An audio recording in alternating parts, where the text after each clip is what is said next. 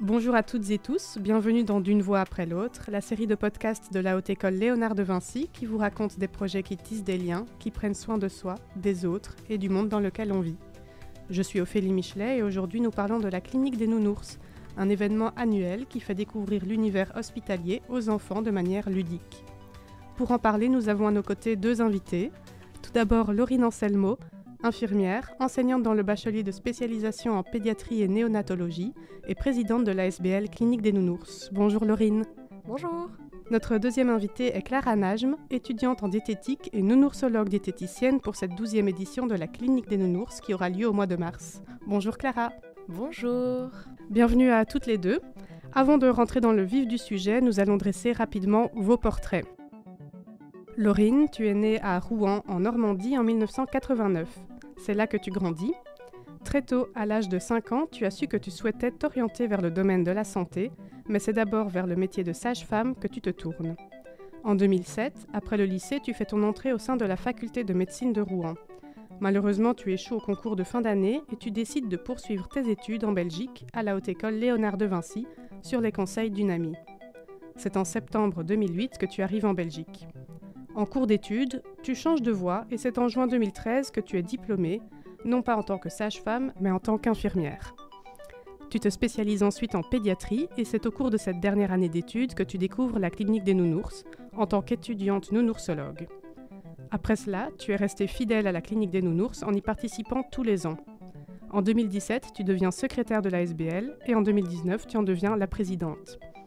En parallèle, ta carrière d'infirmière pédiatrique démarre. Tu travailles au sein des hôpitaux Iris Sud entre 2015 et 2021 et tu commences à enseigner au sein de la Haute École Vinci en 2018, d'abord à temps partiel, puis à temps plein à partir d'octobre 2021.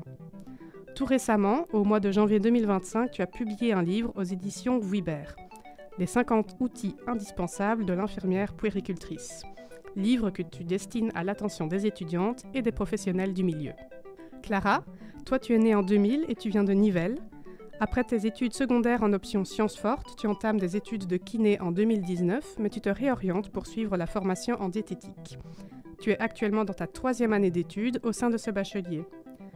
En dehors des études, tu es quelqu'un d'assez sportif puisque tu pratiques l'athlétisme depuis que tu as 12 ans et tu passes aussi beaucoup de temps à cuisiner. Tu tiens notamment un restaurant libanais avec ton frère.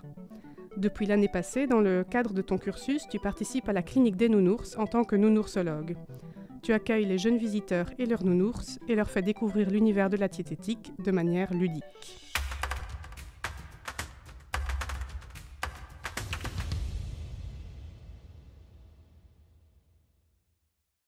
Vous faites donc partie toutes les deux de l'équipe organisatrice de la Clinique des Nounours. Laurine, en tant que présidente, est-ce que tu peux un peu nous présenter la clinique ? Tout à fait. Alors la Clinique des Nounours, c'est finalement un hôpital miniature que l'on va recréer pendant 3 jours, qui est adapté à l'enfant, mais le plus fidèle possible à l'environnement hospitalier. C'est pour ça qu'on utilise le même matériel qu'à l'hôpital, pour être le plus proche possible de la réalité.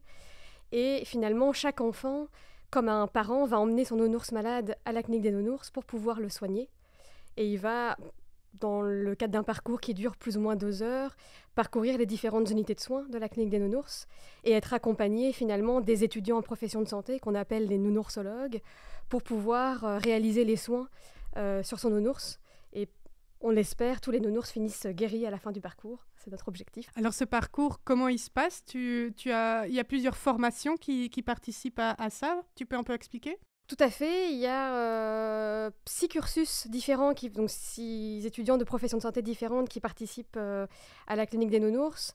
Notamment, en fait, l'enfant démarre par une activité qui est une initiation au premier secours et il découvre en même temps effectivement comment est constituée une ambulance. Et ça, c'est une animation réalisée par les étudiants infirmiers. Et puis, il rentre dans les locaux de la Clinique des Nounours, où là, il commence par la salle d'attente, puisque quand on arrive à l'hôpital ou dans un cabinet médical, en général, il y a toujours un petit temps d'attente. Alors après, comme c'est des enfants, évidemment, dans la salle d'attente, on les occupe, il y a des activités pour ça. Et il y a notamment une activité sur l'hydratation animée par les étudiants en diététique, une activité sur l'hygiène des mains, pour pouvoir se laver les mains avant de commencer à soigner, animée encore par les étudiants infirmiers. Et puis, il passe par la consultation avec les étudiants en médecine. Et ensuite, à l'issue de la consultation, selon le symptôme et surtout la pathologie du nounours, il va être orienté soit dans un parcours plus médical, soit dans un parcours plus chirurgical. Donc, dans le parcours médical, il va retrouver de nouveau des étudiants infirmiers à l'infirmerie pour tout ce qui est soins de plaies, analyse d'urine, et également les étudiants en kinésithérapie pour tout ce qui est kinésithérapie respiratoire, un parcours de béquille, etc. Et dans le parcours chirurgical, il va côtoyer notamment des étudiants en médecine pour découvrir notamment l'imagerie médicale, donc faire une radio, faire un scanner. Et puis, il y a le bloc opératoire pour les nounours qui doivent être opérés. Et en fin de parcours, là, tous les enfants passent d'office par la pharmacie, donc, qui est animée par les étudiants en pharmacie pour pouvoir administrer les médicaments aux nounours, et puis par la dentisterie, qui est là une activité plus dans le domaine de la prévention, puisque finalement, l'objectif de la clinique des nounours, c'est de soigner le nounours, mais on en profite aussi pour faire de l'éducation à la santé, notamment sur l'hygiène des mains, sur l'hygiène bucco-dentaire, un rappel sur le brossage des dents. C'est l'occasion ou jamais de le faire. D'autant plus que on touche un public de jeunes enfants âgés de 4 à 7 ans, et on sait que c'est souvent à cet âge-là qu'a lieu la première visite chez le dentiste. Donc finalement, le fait aussi de leur montrer comment ça se passe, ça leur permet d'en avoir moins peur par la suite. C'est un parcours très complet, je vois. Alors, la clinique des nounours, on sent bien qu'elle n'existerait pas en fait sans ces fameux nounoursologues, donc tous ces étudiants en diététique, en soins infirmiers, en kiné, en médecine et j'en passe. Clara, en tant que nounoursologue, qu'est-ce que tu souhaites faire passer aux enfants qui participent à la clinique des nounours ? Nous, dans notre activité, c'est vraiment le fait de bien s'hydrater parce que, comme on dit toujours en cours, un enfant ne va pas spontanément boire ou bien il va boire quand il va ressentir la soif. Donc déjà, ça a déjà lieu la déshydratation. Donc c'est vraiment dire, ok, on peut tout seul voir différents aspects de la déshydratation. Nous, on fait l'activité, par exemple, avec l'urine. Une urine très foncée, c'est qu'on doit boire. Une urine très claire, c'est ok, mais qu'on doit quand même continuer à boire. On voit aussi le fait de quelle boisson est ok. Par exemple, le coca, oui, ok, on aime bien, mais c'est pas très bon. L'eau, c'est bien, le lait, c'est bien. Donc, on essaye vraiment de leur inculquer des choses comme ça parce que je pense que comme Laurine a dit aussi tout à l'heure, que c'est important d'avoir la prévention en étant enfant parce que les parents n'ont pas spécialement cet aspect aussi nouveau ou même cet aspect-là de l'importance de tout ce qui est médical. Donc, c'est important de leur faire part de ça. Comment est-ce qu'elle est venue l'idée de soigner des nounours ? Parce qu'en fait, vous auriez pu utiliser des mannequins ou utiliser les enfants pour jouer le rôle des patients. Mais pourquoi avoir choisi ce médium-là ? Pourquoi les nounours ? Alors, il faut savoir que le concept, en fait, hôpital des nounours, il est né en Allemagne dans les années 2000. Et il a remporté énormément de succès, aussi bien auprès des étudiants qui animaient l'activité que des enfants et des accompagnants des enfants qui étaient soit des instituteurs quand c'est les écoles, soit les parents. Et c'est pour ça que ça a donné des idées et que finalement, en fait, des activités similaires ont été reproduites dans les pays alentours. Et c'est vrai que l'avantage du nounours, c'est que le nounours, c'est l'objet transitionnel de l'enfant sur lequel il projette des émotions. Et c'est vraiment l'objet qui le rassure quand il se retrouve dans un environnement qu'il ne connaît pas et qu'il n'est pas en présence notamment de ses parents. C'est pour ça que chez le jeune enfant, l'activité est plus porteuse si on utilise un objet transitionnel qui est le nounours qu'avec un mannequin. Par contre, effectivement, si un jour on évolue dans nos activités et qu'on propose une activité à des enfants plus grands, là, peut-être qu'effectivement, la question se posera d'utiliser plus des mannequins pour que ce soit plus porteur pour eux. Parce que passé un certain âge, c'est vrai que le nounours, l'objet transitionnel, a moins de place dans la vie de l'enfant. Donc, il faut s'adapter, effectivement, au public. Et alors, j'aimerais m'intéresser vraiment sur l'objectif plus profond de la clinique des nounours. Quelle est l'idée derrière la clinique ? L'objectif, c'est effectivement de pouvoir démystifier l'univers hospitalier aux yeux des enfants, puisque finalement, les enfants et les adultes aussi d'ailleurs, souvent quand on a peur, c'est parce qu'on ne connaît pas ou qu'on ne maîtrise pas bien. Et c'est vrai que le fait de leur montrer comment ça se passe, ça permet de diminuer leurs appréhensions par rapport à l'univers hospitalier et par rapport aussi aux autres éléments, parce que c'est vrai que quand on est confronté à l'univers médical, il y a la peur de l'inconnu lié à l'environnement, l'inconnu par rapport aux personnes qu'on va côtoyer, et puis il y a aussi une peur par rapport en fait à l'atteinte au corps, à l'intégrité du corps, une peur par rapport à la douleur. Et si déjà on peut prendre la peine d'expliquer en amont, de leur montrer comment ça se passe, ça diminue une majorité des appréhensions. Clara, tu as déjà participé à la clinique l'année passée. Est-ce que tu sens cette crainte, le fait que le terrain, que l'univers hospitalier soit mal connu des enfants? Je pense que oui, mais pas dans la clinique des nounours, parce qu'ils arrivent vraiment en se disant c'est pas moi qui vais subir un peu toutes ces interventions, c'est vraiment mon doudou. Et un truc sympa, c'est que on se dit, enfin eux ils peuvent se dire que voilà, moi j'étais avec mon doudou a subi tout ça, mais il a pas eu mal. Donc moi, quand j'irai chez le dentiste, chez le radiologue, chez le kiné, je vais pas avoir mal et voilà, ça a soigné mon doudou. Il est sorti avec plein de petits bandages, de prises de sang. Donc c'est vraiment des choses super sympas et c'est pour ça que je participe aussi. Ça fait 2 ans ici parce que je me dis ça peut être un pas pour l'enfant parce qu'il y a beaucoup même d'amis à moi ou d'ados ou de personnes plus âgées qui ont peur de l'hôpital et que je me dis c'est à nouveau de la prévention. Je pense que c'est un peu ça le mot de base de la clinique de Nounours, prévenir pour guérir au final, pour pas qu'ils aient peur plus tard quand il se passera quelque chose, quoi. Alors justement, d'où pensez-vous que cette peur vient en fait? L'univers hospitalier, il suscite beaucoup de craintes, hein. Pas que de la part des enfants, hein, parfois des adultes aussi. Comment expliquer qu'il existe autant de craintes autour de cet univers et autour du corps médical? Moi, je pense que c'est lié à une mauvaise expérience, peut-être, un décès, ou bien voir quelqu'un de sa famille malade, ou même aller chez le médecin et qu'après, on sort avec une facture énorme, ou bien plein de médicaments qui sortent avec des choses énormes et qu'on se dit, moi, j'ai plus envie d'y aller parce que si j'y vais, ils vont trouver quelque chose. Donc, c'est aussi plus comme ça, alors ça doit être pour guérir. Tout à fait, ouais, je rejoins Clara. Effectivement, je pense qu'il y a une peur du fait que même en tant qu'adulte, quand on n'est pas professionnel de la santé soi-même et qu'on ne connaît pas le matériel, qu'on ne connaît pas l'environnement, et puis on ne sait pas ce qui va se passer, ce qu'on va nous annoncer, forcément il y a une peur de l'inconnu, comme je disais tout à l'heure, une peur de la douleur, une peur parce qu'on va toucher à son corps, on va toucher à l'intégrité de notre corps. Et comme Clara l'évoque, si on a une première expérience qui était difficile, on va revenir avec d'autant plus d'appréhension la fois suivante. C'est humain et c'est vrai que c'est le cas des adultes, mais c'est le cas des enfants aussi.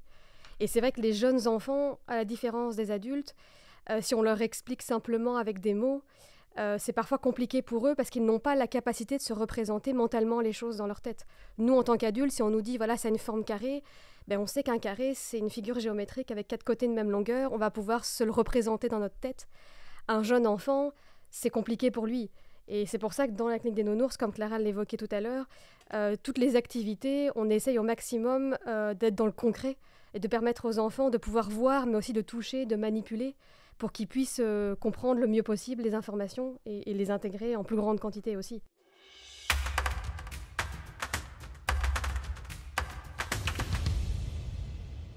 Alors j'ai une question un peu plus philosophique peut-être maintenant. Pour vous et dans votre métier à chacune, qu'est-ce que ça veut dire prendre soin des patients?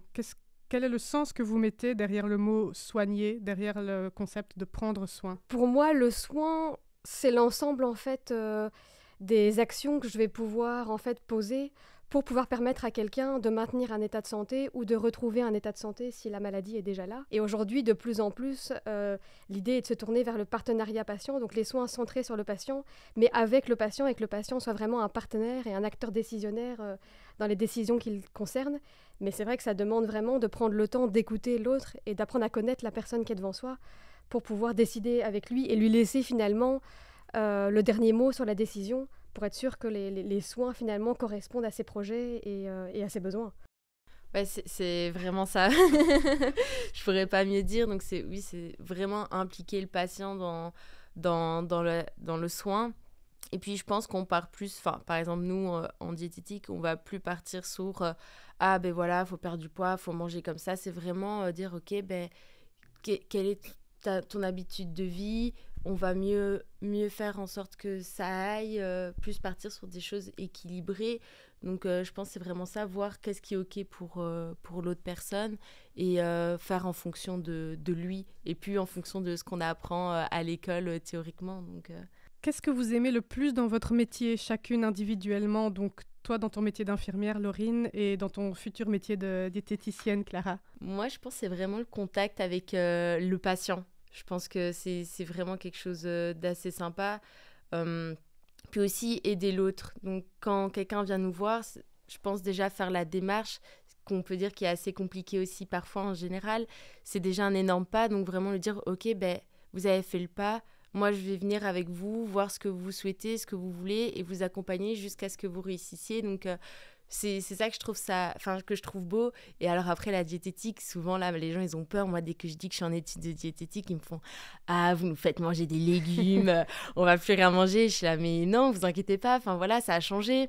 C'est vraiment mieux manger pour mieux vivre au final et je trouve c'est chouette de faire changer cette vision des choses. Et puis nous les diététiciens on adore manger, genre il n'y a pas une personne en études de diététique qui va dire ah non je mange pas. La preuve voilà, on a un restaurant libanais, je fais que des pâtisseries à la maison, donc on a des cours de cuisine, donc c'est vraiment donner l'amour de la cuisine à la personne qui est en face de nous et puis la peur de manger. Moi effectivement je rejoins Clara, c'est le fait d'être tourné vers l'autre, que ce soit finalement un métier qui est tourné vers l'humain, de prendre soin de l'autre, et puis le fait qu'une journée n'est pas l'autre en fait. On ne peut pas savoir d'avance de quoi demain soit fait, et c'est un métier qui est vraiment riche et qui a de multiples facettes aussi. Parce qu'effectivement, en début de carrière, j'étais fixe à l'hôpital, maintenant je suis dans l'enseignement, et c'est que même avec un diplôme d'infirmière, finalement on peut faire plein de choses. Même si dans les mœurs, souvent l'infirmière, on l'associe à l'hôpital, finalement, une infirmière ne travaille pas que à l'hôpital, elle peut travailler dans plein de structures différentes. Ouais. Je sens que c'est des métiers de la santé, mais qui ont beaucoup d'humain en fait derrière. C'est très social aussi, et c'est ça qui est intéressant et enrichissant en fait, je trouve. Et je pense qu'on s'en rend pas compte même du métier d'infirmière. Moi, j'ai ma meilleure amie qui est infirmière pédiatrique aussi. Et vraiment, l'humain qu'il y a derrière et la volonté qui est toujours là d'accompagner le patient. Donc, je trouve que c'est vraiment un très beau métier, et très humain et très courageux surtout, comme on peut voir. Je crois que toutes les professions de santé, de toute façon, sont tournées vers l'humain et sont riches et ont de multiples facettes, en fait. Alors, Laurine, question pour toi. Tu viens de publier un livre à destination des étudiants et des infirmiers et infirmières. Le livre s'intitule « Les 50 outils indispensables de l'infirmière puéricultrice ». Tu nous racontes pourquoi tu as écrit ce livre et comment il est né ? Alors effectivement, donc j'ai publié un livre, comme tu viens de l'évoquer, qui est sorti le 16 janvier 2025 et qui s'intitule donc « Les 50 outils de l'infirmière puéricultrice ». Alors j'en profite pour préciser que infirmière puéricultrice, c'est la dénomination française, mais que c'est la même chose que l'infirmière pédiatrique. Et la puéricultrice telle qu'elle existe en Belgique, et l'équivalent de l'auxiliaire de puériculture en France, histoire qu'on parle tous le même langage. Et effectivement, en fait, c'est un projet qui est parti au départ de la Haute École Léonard de Vinci, puisque je suis maître de formation pratique, principalement dans le département infirmier responsable de soins généraux et dans la spécialisation pédiatrie et néonatologie. Et il faut savoir que dans notre spécialisation pédiatrie existait un petit vade-mecum de pédiatrie, qui était un aide-mémoire pour les étudiants en stage, qui avait été réalisé d'abord en 2012 par 2 étudiantes infirmières dans le cadre en fait, de leur TFE. Et les années passant, ce petit vade-mecum à l'intention des étudiants de 3e année d'infirmiers dans le cadre de leur stage de pédiatrie, il commençait à être un petit peu obsolète, il y avait plein d'éléments qui nécessitaient d'être mis à jour. Et on en avait discuté en équipe et j'avais proposé moi, de recréer un petit aide-mémoire, mais cette fois à l'intention des étudiants du bachelier infirmier de spécialisation en pédiatrie, ce qui n'empêchait pas de le mettre à disposition des autres étudiants qui sont amenés finalement à faire des stages en pédiatrie, donc les étudiants de 3e année et également les étudiants de la spécialisation SIAMU chez nous qui font des stages en pédiatrie. Et donc c'est un ouvrage que j'avais créé au départ pour les étudiants du département infirmier de la Haute École Vinci. Et puis de fil en aiguille, en discutant avec une collègue, j'ai une collègue qui m'a encouragée, qui m'a dit mais moi j'ai un contact avec les éditions Vuibert, je peux te mettre en relation avec eux, tu devrais poser la question, ça pourrait selon moi faire l'objet d'une publication. Et c'est vrai que j'y suis allée vraiment au hasard, parce que pour moi, loin de moi l'idée que ça pouvait un jour intéresser une maison d'édition. Mais je me suis dit, bon, qu'à cela ne tienne, je vais lui faire confiance, ça n'engage à rien de toute façon d'avoir un premier contact, et puis on verra bien ce que ça donne. Si ça marche, tant mieux, et si ça marche pas, il est déjà à disposition des étudiants de la Haute École, donc c'est déjà très chouette pour moi. Et effectivement, ça a intéressé les éditions Vuibert, puisqu'il vient compléter une collection qui s'appelle les 50 outils, dans lequel il y a déjà les 50 outils de l'infirmier responsable de soins généraux, les 50 outils de l'aide-soignant, les 50 outils de l'auxiliaire de puériculture. Et en fait, il regroupe du coup les 50 outils nécessaires à l'infirmier déjà spécialisé ou en cours de spécialisation, mais en tout cas qui travaille en pédiatrie, pour pouvoir prendre soin au mieux des enfants, parce que c'est vrai qu'il y a des choses qu'on a en tête, mais les outils qu'on utilise moins souvent, on ne les a pas toujours en mémoire, donc avoir un aide-mémoire en poche, et en plus il est vraiment au format de la poche de la blouse infirmière, donc il rentre dans la poche sans problème. Voilà, c'est toujours un outil pratique, et j'espère que les étudiants l'utiliseront aussi. J'espère aussi, en tout cas, ça a l'air top, c'est une chouette histoire. Dernière question avant de conclure cet épisode. Est-ce que vous avez un rêve concernant votre métier ou concernant le secteur de la santé de manière plus générale, un rêve que vous voudriez voir exaucé prochainement? Moi, je pense qu'en tant que diététicienne, future diététicienne, c'est vraiment qu'on ait notre place un peu dans le milieu hospitalier et qu'on soit bien reconnu. Ici, je viens de faire un stage dans le nouvel hôpital de Charleroi en food service, et en fait, ils ont complètement supprimé le métier de diététicien dans les cuisines. Donc, il y a les mêmes cuisines à Delta, mais je ne sais pas s'il y a des diététiciennes en fin de chaîne. Donc, je trouve que notre métier n'est pas assez reconnu pour ce qu'il est. Et je pense que mon rêve pour moi et tous mes collègues, on va dire, c'est vraiment qu'on ait notre place et qu'ils nous voient vraiment comme on n'est, pas comme des petits monstres qui va faire venir manger des bananes et des pommes et des légumes, ou se dire, ça a vraiment une importance, pas que pour les grosses pathologies comme le diabète ou les maladies cardiovasculaires, qu'on ait vraiment notre place dans tout, parce que vous avez travaillé dans le milieu hospitalier, donc nous, quand on arrive avec les diététiciens, c'est c'est ceux qui viennent faire les fiches de goût ou qui cuisinent dans les légumes, dans les cuisines, donc on a vraiment cet aspect-là, donc c'est vraiment se dire, j'ai envie d'avoir ma place et qu'ils nous voient vraiment comme des vrais professionnels de la santé, parce qu'on l'est, quoi. Effectivement, je crois que toutes les professions de santé méritent d'être connues, et j'espère qu'à l'avenir, effectivement, la profession d'infirmière sera davantage valorisée.